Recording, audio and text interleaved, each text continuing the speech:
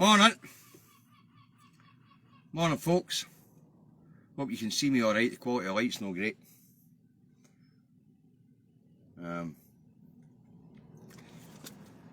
Anyway, here we go. Morning, David. Morning, John. Morning, Stuart. Marlon. Morning, Kirsty. Susie. Ewan. Alex. Rob. Stephen. Jim. Nearly there. Susie. Graham. Alan. Eileen. Hugh. Rosalind. Rosalind, you're number 100, so let's get this broadcast underway. It's Indytruck Davy in the truck, coming to you today from Dunfermline, where it's starting to clear up. It's clammy as hell, and it's 17.5 degrees. So that's your weather forecast for Dunfermline in the Kingdom of Fife. If you want to know what the weather's like where you are, look out the bloody window. Alright, we'll get this news review underway and we'll start with the latest COVID figures. Okay, the latest COVID figures are 1,663 new cases recorded from Wednesday to Thursday. 1,166 people are in hospital, of which 13 are in intensive care. 31 deaths were recorded from Wednesday to Thursday where COVID was a contributing factor in their deaths, and our condolences go to all the families who have lost a loved one. Alright, right, moving on. Thursday, silly day in the rags. No big national papers in the paper review, just the local rags. And there was only one main theme in the local rags. 41-year-old man from Dundee jailed for life for killing his 2-year-old son to get back at his wife after the breakup of their marriage. Very tragic story, but it's not an unusual one, unfortunately. This is a repeat story. There have been many cases of such patricide in the past. Alright, let's move on. Thursday's local election day in Scotland and England, and assembly elections in Northern Ireland. So the news is mainly fluff, but there was still some stories worth worth talking about. Okay, so let's have a look. So here in Scotland, the day started with the news that British Airways to reduce services from Inverness to London Heathrow over the summer. This is not welcomed by the local business sector in Inverness, nor by domestic flight users. Alright, now Inverness Heathrow is one of British Airways' busiest domestic flights. BA say it's a temporary measure, and they'll scale up operations once they're coming out of the problems they're having with the pandemic. Okay, now BA is currently going through a massive recruitment drive to scale back up to full operational capacity. So this is a temporary thing until they get back on track. So the people of Inverness are probably going to have to travel to Aberdeen, to Edinburgh and Glasgow for connection flights to Heathrow. But as BA says, it's temporary. They've got a lot of staff out at the moment with COVID, and they'd laid a lot of staff off during the pandemic, so they're having to re-employ, retrain and upscale again. So it's going to take a wee bit of time. So Inverness is the sacrificial lamb while they upscale. Right, moving on. Thursday, the Natalie McGarry trial for embezzlement of £25,000 from 2 independence groups continues. Miss McGarry is on the stand. Miss McGarry claims a lot of the money, the missing cash, went on paying for campaign materials and expenses. Miss McGarry tells the court that a lot of the women doing public speaking at events for Women for Independence received cash up front because they couldn't afford to pay and wait to be reimbursed. Miss McGarry also said a lot of these women received cash because to pay the money into their accounts would have seen the funds swallowed up by their overdrafts. Alright, now Miss McGarry claims a lot of these funds which were spent were not properly recorded, as she was too busy with being Treasurer of Women for Independence and also being in charge of merchandise for Women for Independence and running for Westminster in 2015. Miss McGarry provided emails to the court to show she was actively trying to get someone to take her the duties that she had at Women for Independence. Now, Women for Independence is 2 full-time employees, and they were overwhelmed as well with their workload. So apparently Miss McGarry's claiming a lot of this money was given to women just because she couldn't pay it into their accounts, because it was being soaked up by overdrafts, so a lot of it was cash transactions, and because she was so busy, she couldn't actually record them all properly. Anyway, the trial continues. Miss McGarry is giving her testimony at the moment, and no doubt it's expected to last another couple of weeks before we get to a judgment in this case. Okay, moving on. Thursday, Shell UK revealed profits of £7.3 billion or $9.1 billion. Shell's first quarterly profits are a record for Shell, apparently. An all-time record for one quarter. Shell also wants the UK government to open up the Jackdaw gas field east of Aberdeen. So much for oil and gas running out, folks? Now, folks, I don't know if you guys are aware of this, but in 2002, the Department of Trade and Industry commissioned Lord McPhail and the British Geological Society to provide a register or a map of where all mineral deposits in the UK were, including oil and gas. Folks, we will never run out of oil and gas here in Scotland. Never. Now, if you want to know about the McPhail report, it's more commonly known as the Subsea 7 report. I know that David Milligan's on watching at the moment. David and I have a copy of this. We dug it out prior to the last independence referendum, and we put it out there in the public domain. It's now available on your search engine. If you type in the McPhail report or the Subsea 7 report, it will pop up on your search engine, and you'll download the PDF file and read the PDF file. There is that much oil, gas, coal, silver, gold, all sorts of minerals right around the Scottish coast that we are absolutely rich in minerals, and I mean rich, and that includes gold, silver, the lot. Okay, as I say, the Subsea 7 report or the McPhail report, it's available in your search engine. David and I will dig out the McPhail report and put the PDF file on our timelines. I'll do it when I get in. David, I know you're watching. Jump into the League of Sovereign Scots or the Big Yes No debate and drag it out of files, will you? You're going to have to click on the PDF file in order to get the PDF file address, David, because if you just take the link for our files in the League of Sovereign Scots or the Big Yes No debate, then only group members will be able to read it. So, David, if you can pull that report out and stick it out on your timeline for us, please, I'm sure that our viewers will be very interested in finding out where all the mineral deposits are around Scotland, on the land and in the seas. We are absolutely mineral rich, folks, believe me. So it's very important that people get their head wrapped around this. In 2002, the Department of Trade and Industry, as it was then called, commissioned Lord McPhail and the British Geological Society, as I've said, to document all this stuff. It's in the McPhail report or the Subsea 7 report. Dave and I will put it out there, but you will be able to get it via your search engine. Okay, moving on. Thursday, here in Scotland, Scottish and Southern Electric to produce hydrogen at a wind farm close to Brora. The plan is to use excess power from the facility to produce green hydrogen to be sold as an alternative to oil and gas for transport and heating projects, right? This is the second such project to get the go-ahead in Scotland. The first such project is underway at the Whitewees Wind Farm in the Fenwick Moors near East Kilbride, Glasgow. Alright, now the hydrogen produced at the Whitewees Farm will be used for public transport in and around Glasgow and for new central heating programmes to heat whole blocks and whole streets in one go. Alright, so that's a good news story. Green hydrogen is definitely the future. Sorry, mate. Hold on a minute, got some wizard can't drive. So I'll need to move for him.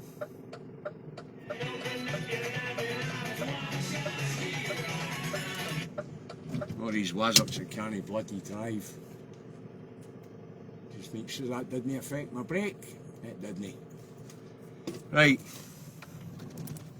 so that's important. The green hydrogen is definitely the future of heavy traffic transport.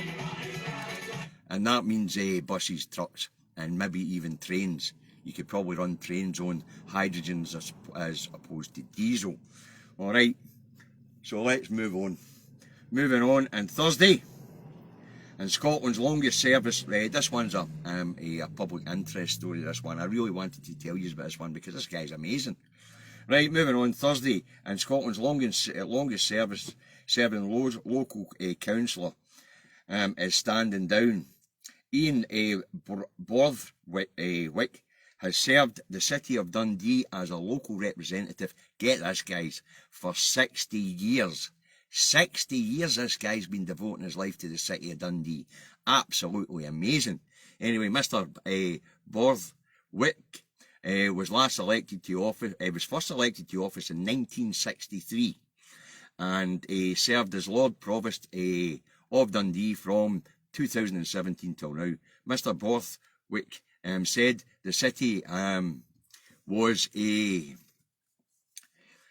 resilient and has moved forward massively in the areas of housing and education, and had improved as a community over the 60 years that he had been in office. Mr. Borthwick served as a Labour councillor till 1987, when he fell out with the Labour Party, and sat as an independent ever since. Now, it's a testament to the man that when he left party politics behind, the people of Dundee had that much trust in him. They kept voting for him from 1987 right up until now, 2022, that he's standing down. This guy has had an amazing service, and he's worked as a local councillor for 60 years, I say, and that means he started when he was 23, because he's retiring at the age of 83. An amazing guy in my eyes, and he was worth a mention in my eyes, because that amount of service to the community is unbloody believable. So well done, that man. Right, moving on. Thursday lunchtime rolls around, and the idiots at the Bank of England raise interest rates in the middle of the start of a cost of living crisis. Now the idea is to curb inflation, but the Bank of England's base rate went up from 0.75 to 1%. All right, now it's supposed to be to curb inflation, but everybody knows that raising interest rates doesn't work for curbing inflation. It really doesn't. If you want to kill inflation, stone deed, it's at 7%, then give everybody a 7% pay rise. It negates the whole thing, and the other thing is, it keeps your economy flowing. If you really want to kill inflation, then give everybody a 10% pay rise. That gives them what we call a spending capacity to spend into the economy. That means they're buying more commodities, commodity prices get cheaper, inflation goes down. It just shows you the sort of economic illiterates we have running the economy. Wow. You want to kill inflation? Give everybody an inflation busting pay rise. Once you've had that and inflation busting pay rise, then people can spend into the economy and commodities get cheaper. Wow. That's how to reverse inflation. It's no bloody rocket science. Professor Richard Murphy spells this out quite well. And if a truck driver can understand it, you think the governor of the Bank of bloody England and the Monetary Committee could get their nappers wrapped around it? Idiots. Anyway, it doesn't sound like much, 0.25% on interest rates, but as I say, when I was talking about this the other day there, it doesn't matter who you're borrowing for. You're no borrowing at the Bank of England base rate. You're borrowing at whatever the rate is on the loan that you're taking out, depending on how good your credit rating is. So the average person's paid between 5 and 7% on loans. So that'll go up to probably about 8% with this 0.25% rise in the base rate. And it's going to whack a mortgage holders with a mortgage of £120,000 a year by £25 a month. Doesn't sound a lot, but it is. You know, it's a couple of £100, £300 a year. It's a sore one, especially in that way. Energy cost rises and things like that. Doesn't make any sense. But anyway, sneaking it out on election day was a good thing to do, eh? But unfortunately for the Tories, it wasn't kept quiet. Lunchtime yesterday, every news outlet had it all over the place. So it wouldn't have helped the Tories in their votes in the vote yesterday. Also Thursday, trying to slip under the radar, it's announced that the Queen's speech will be on the 10th of May to reopen the House of Thieves and Carpetbaggers. Now there's two big worrying things in the speech, which ministers have written for the Queen. And they are in the Queen's speech, ministers will be given powers to set the NI protocols to one side, the Northern Ireland protocols to one side. And the other thing is the Human Rights Act to be scrapped, to be replaced by the British Bill of Rights, which is, I don't know if you know this, but it's been drawn up right now by the idiot Dominic Raab, a third-rate lawyer who's never really practiced or made any money out of law. You know, absolute spanner. That one's a real big worry. But the other one, a big worry, is giving ministers the ability to set aside the NI protocols in their briefs at whatever times they feel necessary. Because we know that's going to be a disaster. There'll be a trade war with the EU. There'll be sanctions for the US. And we're already in the middle of a cost of living crisis. Ouch. This is not good news. The Queen's speech, as I say, will be on the 10th, but there's two real worrying things in it, as I say. That's ministers to be given the ability to set the NI protocol aside in their briefs. And, of course, a scrapping of the Human Rights Act in favour of a British Bill of Rights. People, our rights are being undermined and taken away. Right, these are worrying times. Human rights eroded. The British Bill of Rights, and to be replaced by the British Bill of Rights. Our citizenship no longer safe due to the Borders and Immigrations Bill, which will allow Priti Patel to take away our citizenship, retrospectively if she wants. The right to protest has been stripped away in England and Wales under the Police Crimes Courts and Sentencing Act. And the government, also government agents allowed to break the law in the course of their duties. In the guise of national and economic security under the Covert Human Sources Act, an act that allows the government to recruit your children to spy on you. Now, the UK is fast becoming a fascist state. The Elections Bill and the Boundaries Bill, when introduced, could see the UK become a one-party state in the guise of democracy.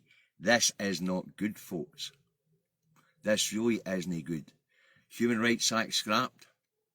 Protest banned in England and Wales under the Police Crimes and Sentencing Act. Government agents allowed to break the law in the course of their duties. Government allowed to recruit your children to spy on you.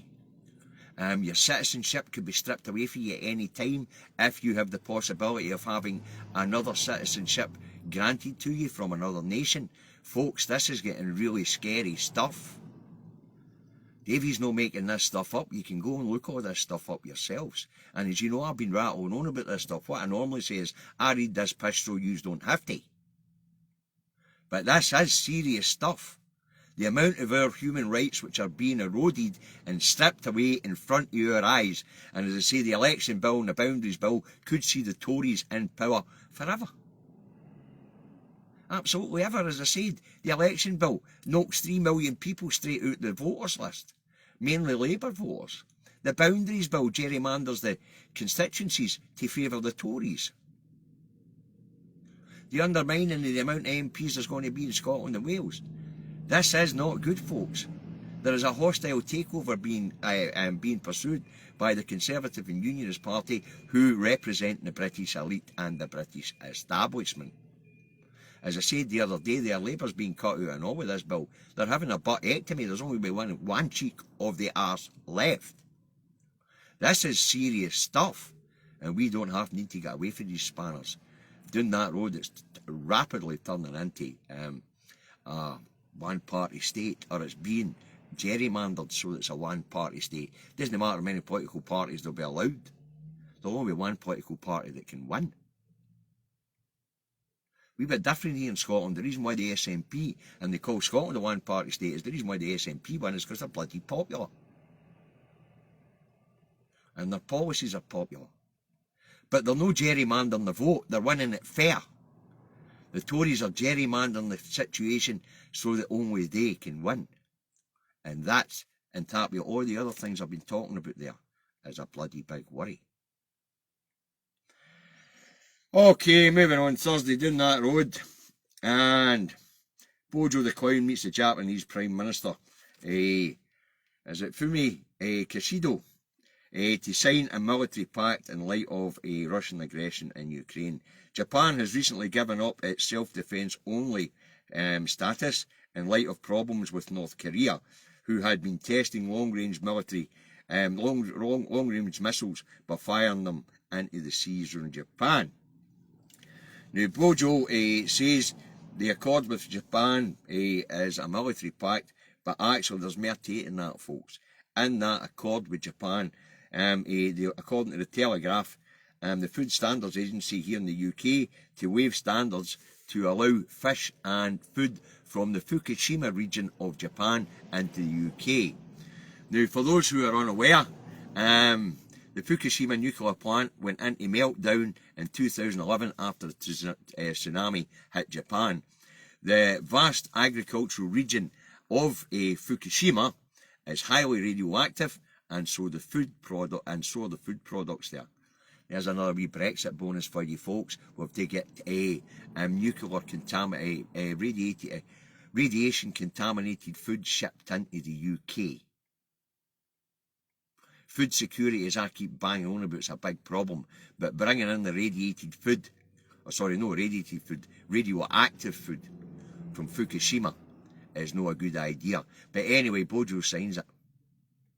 So we're going to be flooded with fish and rice and vegetables from the vast agricultural area of Fukushima, which is radioactive.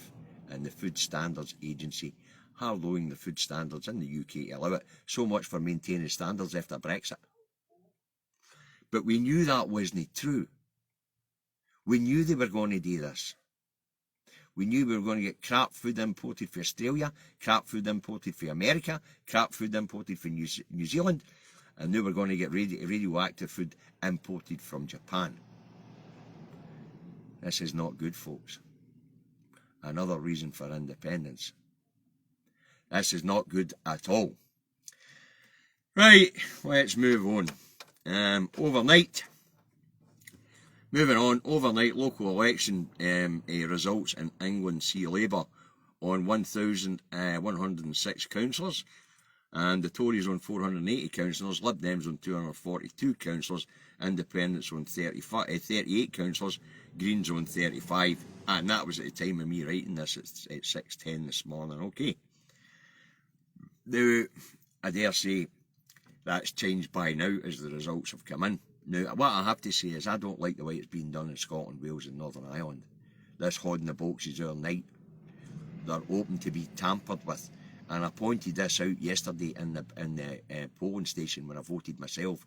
These new plastic ballot boxes have got holes in the top of them that are that big, I could have stuck my fingers through and fished out my ballot paper again. That's a worry. Very easy to tamper with these bloody new plastic ballot boxes. And they're being stored overnight. Now, allegedly the police are guarding them. But no doubt it's more likely security guards or mayors that were guarding them. So if you see some icky results here in Scotland that don't make any sense, then it could well be that these new plastic boxes that a Davy could have stuck his fingers through and started lifting ballot papers out of, it might well be there'll be people sitting tampering with them all night. Alright, so that's a worry and all. Moving on. Let's move on to Ukraine, alright. Mariupol, it's definitely under Russian control now, but the UN are sending in another convoy to try and get the last of the civilians out of the steelworks there. But they're going in under fire. The Russians are not letting up. So the UN's rescue civilians out of Mariupol is going in while the shells are going down. The last holdout is the Azov regiment is in the steelworks. And for those of you who don't know quite sure who the Azov regiment are, they're the bloody Nazis. Alright? That's who they are. Let's not kid ourselves on. They're a carryover for the Second World War, and they're bloody Nazis. Right, Belarus leader, also relating to Ukraine, Belarus leader Lukashenko is starting to lose his nerve, and he says the Ukrainian conflict has gone on too long. Putin won't be chuffed with that. Russia, and it's also speculated that Russia is to declare all-out war on Ukraine on the 9th of May, which is Victory in Europe Day for the Russians. They celebrate it at a different date for us. Alright.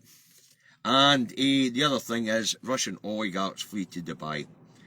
Russians in Dubai surged by 67% in the first quarter of 2022, with oligarchs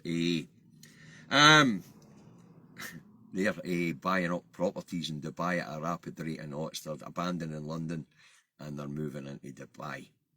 Alright, so there you go. They were talking about stopping legal services and all that for Russian oligarchs and that in London. Well, you know, they could have went to Hong Kong, they could have went to Singapore to get these services. They're going to Dubai. Simple as that. Alright, so where are we time-wise? Wait a minute, I got a wee look at the electronic manager. The electronic manager says, Davy, you're right on track. Okay, so moving on to this morning, what the rags have to say. The Telegraph goes on. Bank warns of recession and a highest inflation in 40 years. That's after the Bank of England raised interest rates yesterday, and that's their prediction. The Fuel has families set for record squeeze, relating to the Bank of England and its predictions yesterday. The Metro has inflation to top 10%. Once again, we're talking about inflation, interest rates, cost of living crisis, contraction in the economy. Davy's been warning about all this since 2016, but they kept kicking the can down the line. Well, it's arrived, kids. The Herald says rates hikes will now leave families more than 2,100 a year worse off. The Herald, well, basically the Express has hold on to your hats, recession looms. We know that. When you take money out of people's pockets, the bloody economy contracts. It's no rocket science.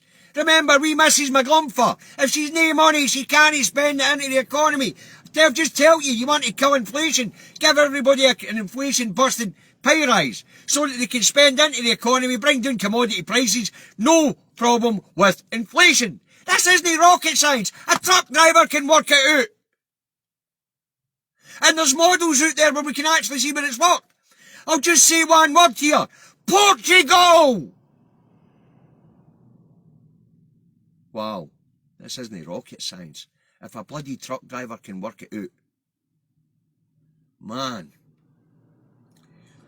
The Record has Bank of England warns inflation set to top 10%. Energy bills will soar by an average of £2,800. That's including both caps rising. The one that just went up and the one getting up in October.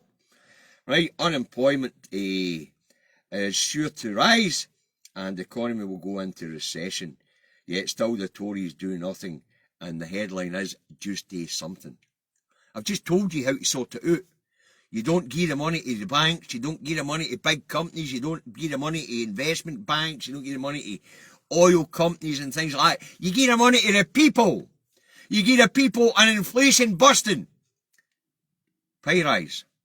And that means they've got money to spend into the economy. That means they buy commodities, commodity prices drops, inflation is eradicated. Simple as that. It's no rocket science. The National has First Minister full of praise for phenomenal campaign effort, and Tories braced for big losses. And the Star, what's the Star got for us today, kids? The Star has Cheers Indytruck for glory. Indytruck as in Indytruck flying for glory. And I have to say congratulations to Glasgow Rangers, they did well. It wasn't expected. It's good for the coefficient of Scottish football, and that will now, if they win it, Celtic and Rangers will both go straight into the group stages of the Champions League next year, which is good for Scottish profile. And Hearts are guaranteed a place as well, apparently, up until Christmas next year. So there you go. That will raise the profile of Scottish football immensely. Well done to the Glasgow clubs, especially Rangers. Okay. As I say, I don't normally do anything about football because I'm not really a sportsman. You know me, I'm a bit of a political nerd. You know, as I say about the economy, and you know what's wonderful about all this stuff is I've been predicting that the food security has been under threat for years. I've been predicting this economic contraction for years, and because they've been kicking the Brexit restrictions and regulations down the line, border controls down the line, it hasn't arrived. It's arriving now, folks. They're blaming it on the Ukraine, but believe me, this train's been coming down the tracks since 2016. In fact, I've been ridiculed for what I've been saying for the last, 6 years now. The Brexit carry-on's been going on. But all the predictions are coming through now, kids. They really are. Right, anyway, that's what I've got for you today. I hope you found it entertaining. I hope you found it informative. I'm glad to see it's no just rants that you guys like, especially when we get into the real stuff and the meat and two veg here. You know, like the Borders Bill, the Borders and Immigration Bill, the Boundaries Bill, the Election Bill, the Police Crime Sentencing and Police Crime Courts and Sentencing Act down that road, the Covert Human Sources Act, the scrapping of the Human Rights Act, all these things I've been banging on about. All this stuff that I've been reading so that you guys don't have to. Alright, this is all important stuff. Our rights are being stripped away. Stripped away. The economy is being crashed deliberately and there's hard times ahead. We're going to have to rely on each other, folks, because we can't rely on the Tory government. Look out for your neighbours. Look out for your friends and your family. Things are going to get rough. And I mean rough. Alright, back to the usual stuff. When it cut, the local elections are out. It's time to put your partisan politics back in your pockets, get your eyes on the prize, learn your how you gonies, and get your air suit there and win hearts and minds. Because we really desperately need to get rid of this lot. Alright? Support the independent media. Support guys like me, Stephen Kelly, David Milligan, Leslie Riddock, the wee Ginger Doug, Broadcasting Scotland, Independence Live, Norrie, Independence Live, Kevin at Independence Live, Norrie at Caledon Media, Harry at Trues Radio. You know the guy, you know the people we're talking about. And if any of them have got a crowdfunder on the go and you've got a shekel to spare, we're running into an independence campaign here. The Brit Nats and the Unionists have got more money than us.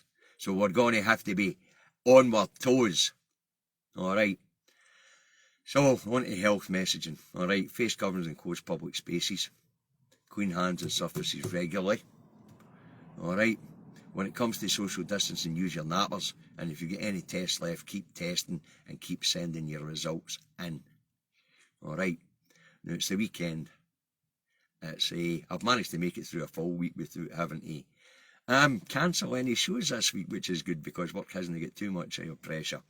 So we've managed to get a full week in, and the viewing figures have been good. Apparently you guys like a rant, but I don't rant all the time, folks. It's all about the important stuff, about the bills that are being passed through that House of Thieves and carpetbaggers there. I didn't even mention the internal market bill there. I could go on the way that Scotland, Northern Ireland, Wales, the people of England are having their rights stripped away. I could go on and on about it, but I'm not going to. I'm going to wish you all a safe, happy, healthy weekend, and hopefully we'll do it all again next week. Now it could well be that the run of Indytruck Davies after 6 years might be coming to an end, because as the economic crisis bites, there's no much moving on the roads, so Davy might have to start looking for an office-based job again, because Davy's got a couple of qualifications that will allow him to do that. But I can't see Indytruck Davy working for 11 AM for an office block somewhere. Alright, but we'll keep trucking as long as we can, and we'll keep doing these shows as long as we can. Have a braw weekend, look after yourselves, catch yous all on Monday.